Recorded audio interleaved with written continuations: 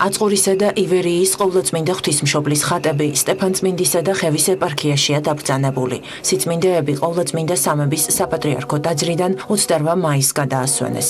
მშობლიურ კუთხეში ხატებს სრულიად საქართველოს კათოლიკოს პატრიარქი, მცხეთა-თბილისის მთავარეპისკოპოსი და ბიჭვინთისა და ცხუმ-აფხაზეთის მიტროპოლიტი, უწმინდესი და უნეტარესი ილია მეორე, წმინდა სინოდის წევრებსა და სხვა სასულიერო პირებთან ერთად დახვდა.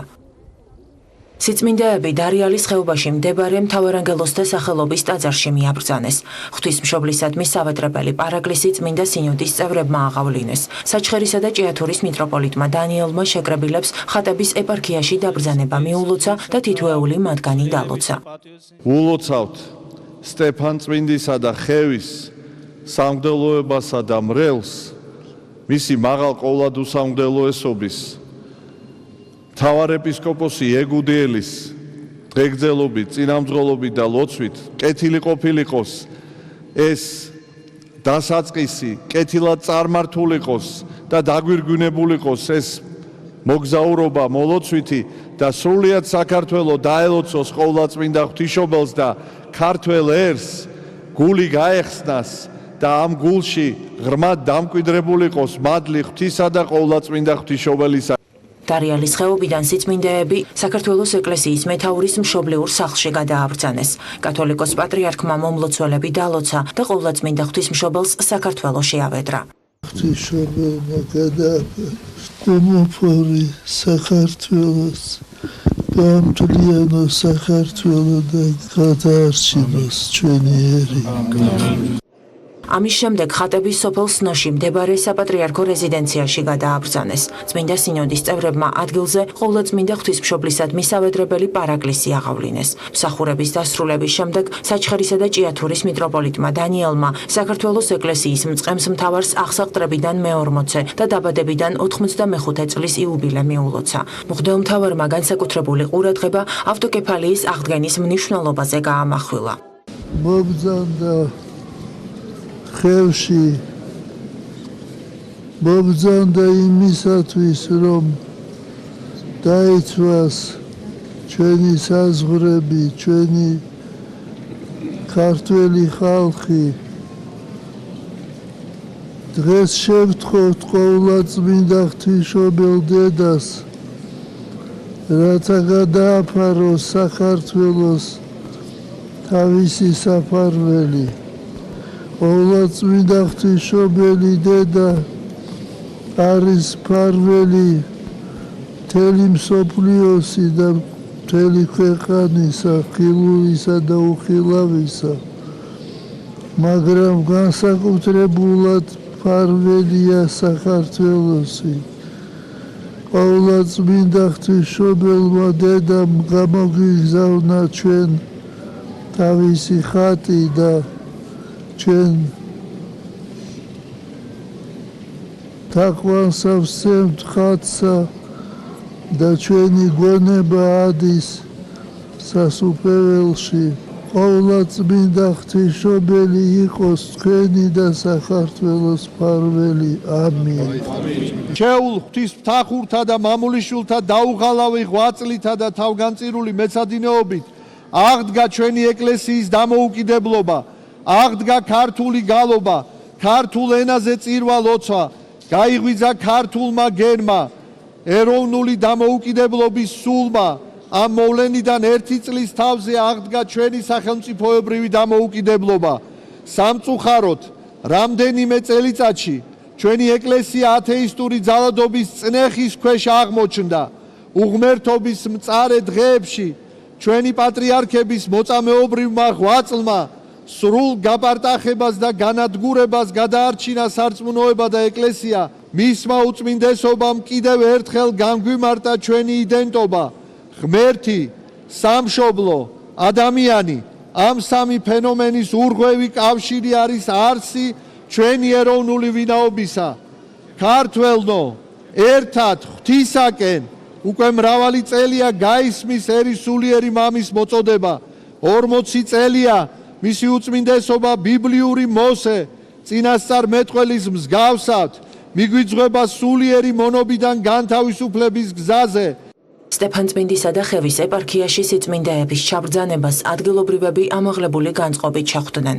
Როგორც მორწმუნეები ამბობდნენ, მათთვის ეს მოვლენა ორმაგად სასიხარულოა, რადგანაც მშობლიურ კუთხეს საქართველოს ეკლესიის საჭეთმყრობელი ესტუმრა.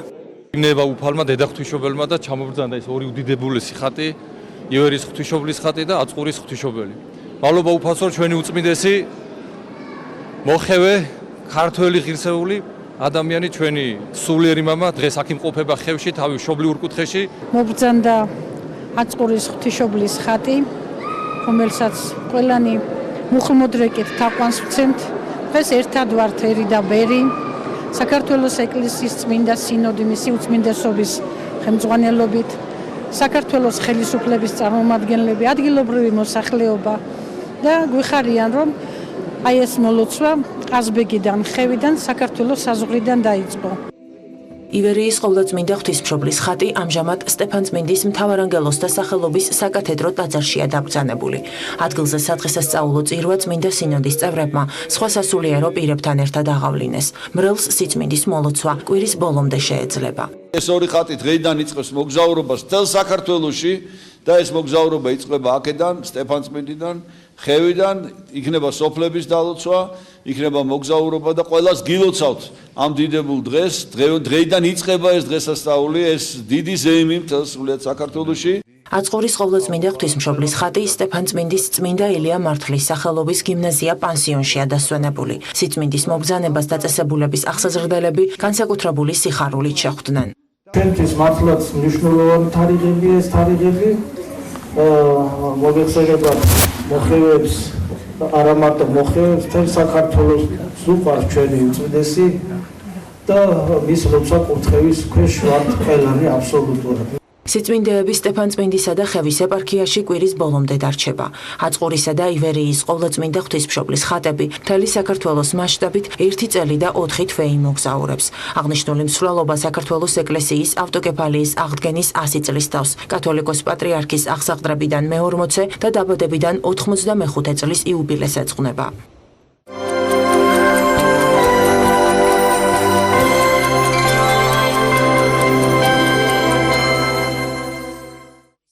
დეკანოს გიორგი მამალაძის საქმის განხილვა გადაიდო. აღნიშნული გადაწყვეტილების მიზეზი საქმეში სახაზინო ადვოკატების ჩართვა გახდა. მოსამართლემ ბრალდებული სასულიერო პირისთვის ახლად დანიშნულ დამცველებს საქმის მასალების გასაცნობად 9 ივნისამდე მისცა ვადა. აღნიშნული გადაწყვეტილება მას შემდეგ იქნა მიღებული, რაც დეკანოსმა გიორგი მამალაძემ აქამდე მოქმედ ადვოკატებთან ერთად სახაზინო დამცველების დატოვება მოითხოვა. სასამართლო პროცესის გადადებას პროკურორები შეეწინააღმდეგნენ. ბრალდების მხარის მოსაზრებით აღნიშნული გადაწყვეტილებით დაცვის მხარე პროცესის გაჭიანურებას ცდილობს.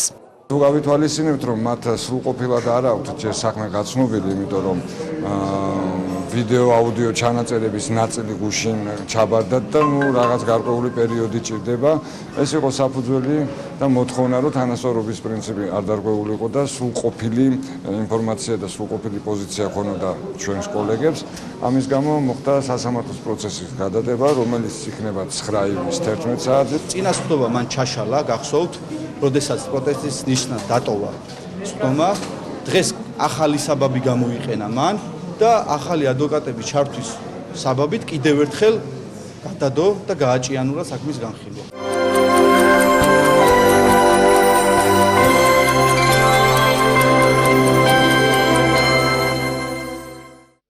ნატოსა და ევროკავშირის შესახებ საინფორმაციო ცენტრმა პროექტის ევროკავშირის საქართველოს ასოცირების შესახებ შეთანხმება მომავალი საქართველოსთვის დახურვის ცერემონიალს უმასპინძლა. ღონისძიებას ხელისუფლების წარმომადგენლები, წმინდა სინოდის წევრები და სხვა მოწვეული სტუმრები ესწრებოდნენ. საღამოზე დოკუმენტური ფილმის ჩვენებაც გაიმართა. აღნიშნული ნამუშევარი საქართველოს მართლმადიდებელი ეკლესიის დელეგაციის ბრიუსელში ვიზიტსა და შეხვედრებს ასახავს. პროექტი განვითარებისა და დემოკრატიის ცენტრის ორგანიზებით განხორციელდა.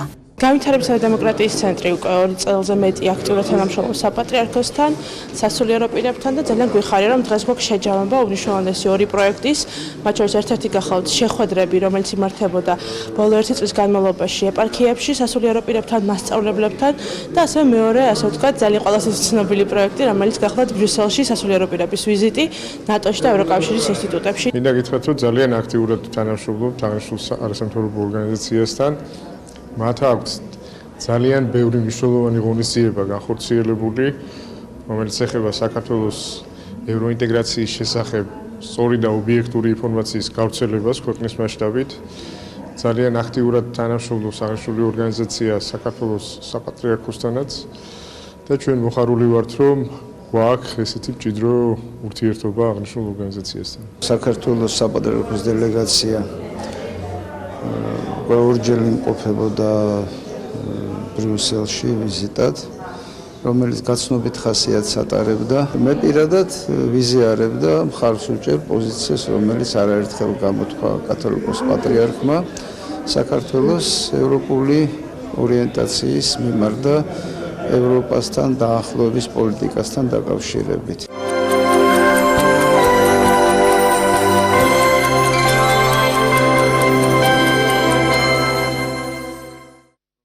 სოფლიო თამბაქოს გარეშე. ამ სახელწოდების ღონისძიება თბილისში მდებარე პარლამენტის შენობაში გაიმართა.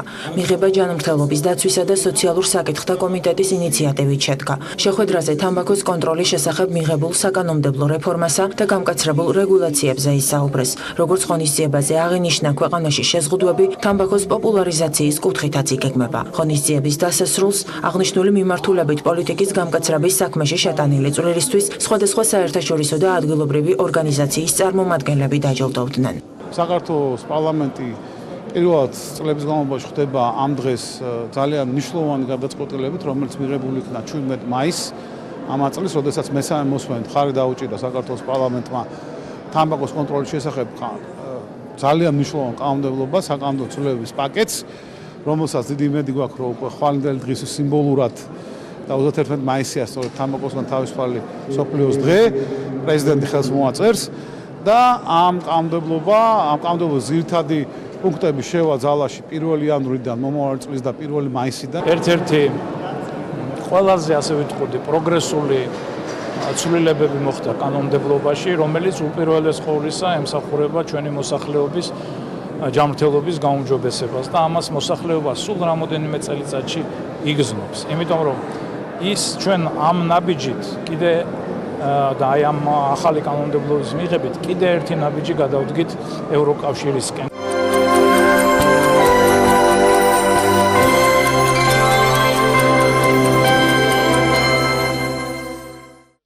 სოციალური მომსახურების სააგენტოს ხელმძღვანელი საქართველოს მასშტაბით არსებული კოლეჯების წარმომადგენლებს შეხვდა. ზაზა სოფრომაძე ღონისძიების მონაწილეებს პროფესიული განათლების მომზადება გადამზადების პროგრამაზე ესაუბრა. როგორც შეხვედრაზე აღინიშნა, სწავლების მსურველებს მათთვის საინტერესო სპეციალობებზე ჩაბარების შესაძლებლობა მიეცემათ. აღნიშნულ პროგრამას სახელმწიფო აფინანსებს და მასში ჩართვის შესაძლებლობა საქართველოს ნებისმიერ მოქალაქეს ექნება. დაინტერესებული პირების განაცხადების მიღება ივნისიდან იგეგმება. აღსანიშნავია, რომ საქართველოში შრომის ბაზრის ანალიზის საფუძველზე 100-მდე ყველაზე მოთხოვნადი სპეციალობა გამოიკვეთა. პროგრამაში ჩართვის სურვილი გამოთქვა 51 პროფესიულმა სასწავლებელმა, ეს არის როგორც სახელმწიფო, ასევე კერძო სასწავლებლები.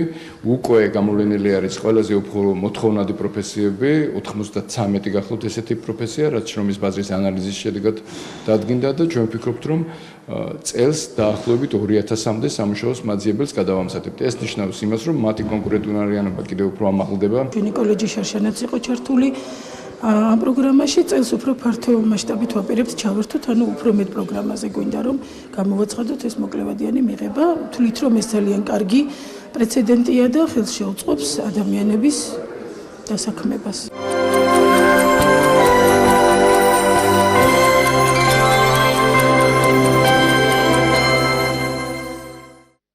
საქართველოს მთავრობის ადმინისტრაციის ორგანიზებით დონორთა საკოორდინაციო შეხვედრა გაიმართა. ღონისძიების მონაწილეებს გარემოსა და ბუნებრივი რესურსების დაცვის მინისტრის მოადგილემ და შვედეთის განვითარების სააგენტოს ხელმძღვანელმა მიმართეს. ეკატერინე გრიგალავამ საერთაშორისო დონორი ორგანიზაციებისა და საქართველოში აკრედიტებული დიპლომატიური კორპუსის წარმომადგენლებს სამინისტროს მიერ განხორციელებული რეფორმები, მიმდინარე და დაგეგმილი ღონისძიებები გააცნო.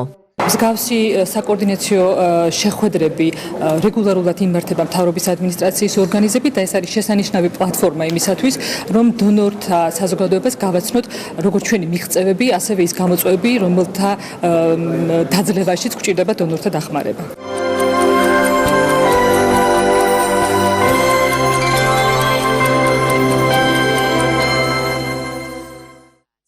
საქართველოსა და ვარშავის ეროვნულ მუზეუმებს შორის ურთიერთთანამშრომლობის მემორანდუმი გაფორმდა. ხელშეკრულება ითვალისწინებს ერთობლივი გამოფენების მოწყობას, კულტურული მემკვიდრეობის სარესტავრაციო საკონსერვაციო საკითხებში თანამშრომლობასა და სპეციალისტების ურთიერთგამოცდილების გაზიარებას.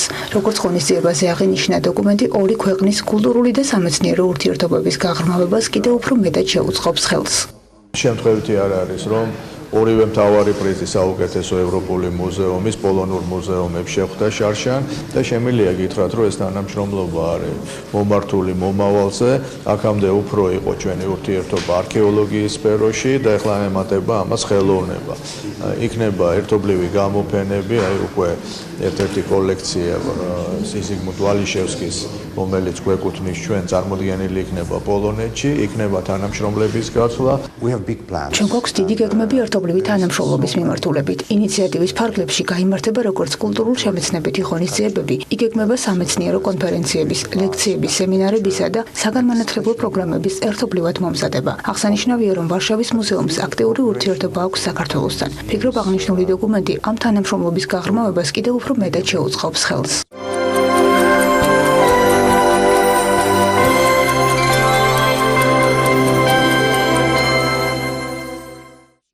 ქართულ-გერმანული კულტურული ურთიერთობების გაღრმავებაში შეტანილი განსაკუთრებული წვლილისთვის დავით წერედიანი დაჯილდოვდა. გივი მარგველაშვილის სახელობის პრემია პოეტსა და მთარგმნელს მწერალთა სახლში გადაეცა. გოეთეს ინსტიტუტის მიერ ორგანიზებულ ღონისძიებაზე შეკრებილმა საზოგადოებამ დავით წერედიანის შემოქმედებაზე ისაუბრა. აღსანიშნავია, რომ გივი მარგველაშვილის სახელობის პრემია გოეთეს ინსტიტუტისა და DVV International-ის ინიციატივით წელს უკვე მეხუთედ გაიცა. შეხვედრა თბილისის ლიტერატურული ფესტივალის ფარგლებში გაიმართა. ძალიან მნიშვნელოვანია ჩემი ამდენი ხნის შრომა დააფასოს და პრემიით აღნიშნა. მადლობის მეტი რამე თქვის საერთოს მიმართ, გოეთეს ინსტიტუტის მიმართ. პრემიების სხვას მქონია, ასე რომ პირველი არ არის, მაგრამ ძალიან მნიშვნელოვანია. ჩვენ უკვე მეხუთედ გავეცით ეს პრემია და ძალიან მიხარია, რომ დღეს ასეთ ღირსეულ პიროვნებას ვაჯილდოვებთ. მართლაც ფასდაუდებელი შრომა აქვს დავით წერედიანს გაწეული მთარგმნელობით საქმიანობაში. ის შესანიშნავად თარგმნის გერმანულიდან და ეს ძალიან დასაფასებელია.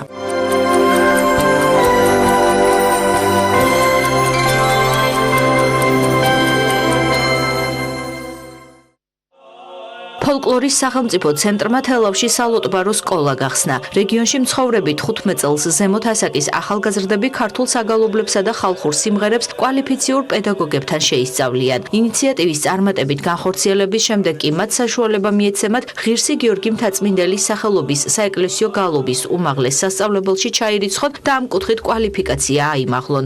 ფოლკლორის სახელმწიფო ცენტრმა თელავის ნიკოს ურხანაშვილის სახელობის სამუსიკო სკოლასთან ერთად გახსნა სალოტბარო სკოლა, რიგით მე-19 სალოტბარო სკოლა, სადაც ახალგაზრდები, ბავშვები შეისწავლიან ქართულ ტრადიციულ სიმღერა გალობას სრულიად უფასოდ, სადაც ჩვენ გვყავს ორი ძალიან მაგარი სპეციალისტი, ძმები ბექა და გოჩა ბიძინაშვილები. შეისწავლიან ქართულ სიმღერების იშვიათ ვარიანტებს, რომელიც მანამდე შეიძლება მივიწყებულიც იყო. ამ რამდენიმე წლის განმავლობაში საქართველოს ბევრ რაიონში გაიხსნა ასეთი სალოტბარო სკოლები და ეს გვაძლევს იმის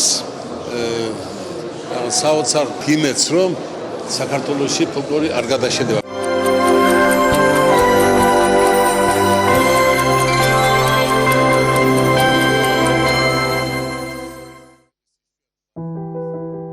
უახლოეს მომავალში შესაძლოა საერთაშორისო ფრენებზე ხელბარგში ლეპტოპების განთავსება აიკრძალოს.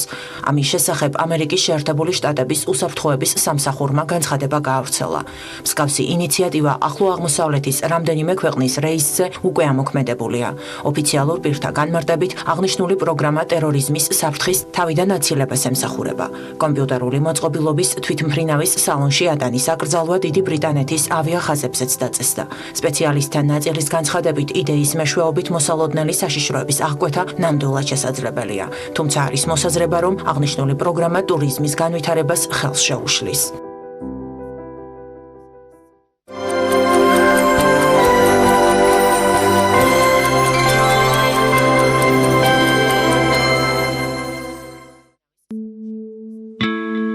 მას შემდეგ, რაც სათამაშო ბიზნესმა ლეგალური არსებობის უფლება მოიპოვა, აზარტულ თამაშებზე დამოკიდებულება გლობალურ სოციალურ პრობლემად იქცა.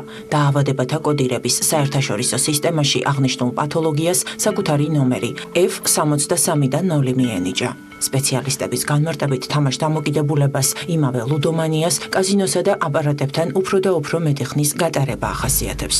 ადამიანს ეცვლება ინტერესთა სფერო, ის მხოლოდ სათამაშო კომბინაციებსა და მასთან დაკავშირებულ სიტუაციებზე ფიქრობს. ლუდომანი კარგავს თვითკონტროლს, მას სურვილის შემთხვევაშიც კი უჭირს თამაშზე უარის თქმა, განიცდის ფსიქოლოგიურ დისკომფორტსა და გაღიზიანებას, თუ კი თამაშის მოკლე ხნით შეწყვეტა მაინც მოუწევს.